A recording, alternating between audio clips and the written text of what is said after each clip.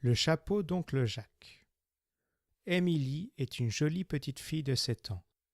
Elle a un papa, une maman, 2 sœurs, 3 oncles, 2 tantes et 4 cousins. Elle aime chaque membre de sa famille, mais Émilie a une préférence pour l'oncle Jacques. L'oncle Jacques lui rapporte toujours des jouets rigolos, il lui raconte des histoires drôles. Quand toute la famille va passer l'après-midi dans le parc, l'oncle Jacques est le seul qui accepte de jouer à la balle avec les enfants. Il est aussi très bon en lancer de frisbee. Tous les dimanches, la grande famille d'Émilie se retrouve chez ses grands-parents. Mamie Rosie et Papy Robert sont très contents quand tout le monde vient chez eux. Chaque famille apporte de la nourriture pour le repas et Mamie Rose prépare des gâteaux. Quand l'oncle Jack est au pays, il participe aussi au déjeuner. En fait, quand il n'est pas en voyage, il habite chez ses parents.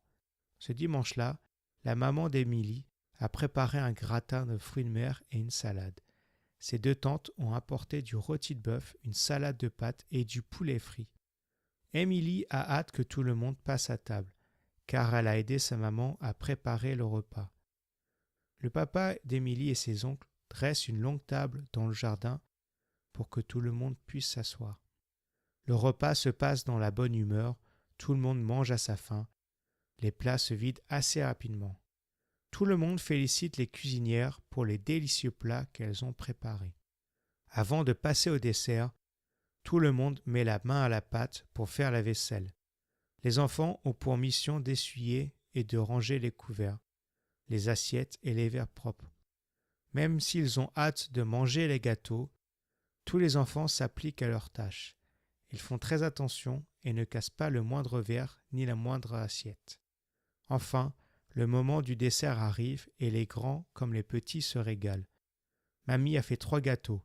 Un gâteau au chocolat avec des pépites de chocolat, un gâteau à l'orange avec des zestes d'orange et un gâteau à la vanille qu'elle a décoré avec de jolies fraises.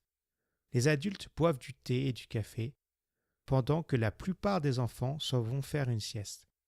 Mais Émilie n'a pas envie de dormir aujourd'hui. Les cousins et les 2 sœurs d'Émilie dorment déjà quand elle décide d'aller dans la bibliothèque.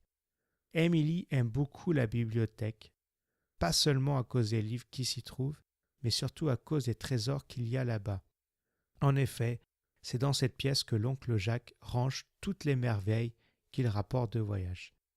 Émilie découvre un objet qu'il n'avait jamais remarqué avant.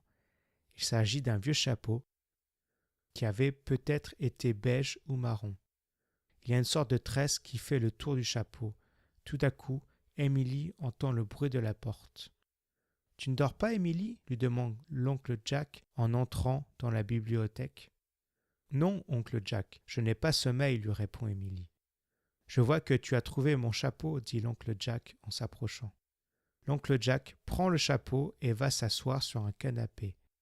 Il fait signe à Émilie pour qu'elle vienne s'asseoir à côté de lui. « Tu veux connaître l'histoire de ce chapeau » demande oncle Jack. « Oh oui, l'oncle Jack, répond Émilie. Émilie a toujours aimé les histoires de l'oncle Jack et elle est très impatiente d'entendre une nouvelle histoire. Il y a quelques années, commence l'oncle Jack, je suis allé aux États-Unis. C'est un pays très très loin d'ici. J'ai cherché du travail dans beaucoup d'endroits et j'ai fini par être embauché dans un ranch. Émilie écoutait attentivement et elle essayait d'imaginer à quoi pouvait ressembler un ranch. Comme s'il avait lu dans ses pensées, l'oncle Jack se met à lui expliquer à quoi ressemble un ranch. Il parle des grands prés avec des centaines de vaches. L'oncle Jack lui parle aussi des chevaux et des cow-boys. Parfois, s'il faut préparer une clôture qu'il se trouve loin de la maison, il faut apporter des tentes pour dormir la nuit. Nous apportons nos propres casseroles pour faire à manger et chauffer l'eau pour le café. Tu devais préparer ta propre nourriture, oncle Jack ? Mais qu'est-ce que tu mangeais ? Lui demande Émilie. On mangeait surtout de la viande séchée et des haricots en boîte, ce genre de choses. Émilie se dit que cet endroit devait être vraiment grand s'il fallait partir à cheval pendant plus d'une journée pour aller travailler. « Comment s'appelait ton cheval, oncle Jack » demande Émilie. « C'était une jument. Elle s'appelait Cinnamon.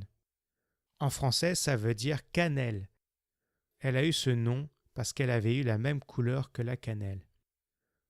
L'oncle Jack raconte à Emily comment Cinnamon l'avait jetée au sol parce qu'elle avait vu un serpent. Ce jour-là, même s'il est très courageux, l'oncle Jack avait eu très peur. Heureusement, il s'en était sorti avec seulement quelques bleus et une cheville foulée. Emily écoute ensuite l'oncle Jack lui parler de tous les dangers qui se trouvent dans les plaines du Texas. Si le soleil est trop fort, il faut boire beaucoup d'eau et porter son chapeau. Sinon, on avait des maux de tête et on pouvait perdre connaissance. Il y a aussi les serpents. Beaucoup de serpents ne sont pas dangereux, mais certains serpents étaient venimeux. S'ils vous mordaient, il fallait vite avoir une piqûre d'antipoison et aller à l'hôpital. Emily en a des frissons. « Est-ce qu'un serpent t'a déjà mordu, oncle Jack ?» demande Emily. « Non, j'ai eu cette chance. Mais même s'il y a des dangers, la vie de cow-boy est fantastique. On vit au grand air, on voit de merveilleux paysages, on passe beaucoup de temps avec des animaux. » Emily met le chapeau de cow-boy sur sa tête et dit « Je crois que moi aussi je serai une cowgirl un jour. »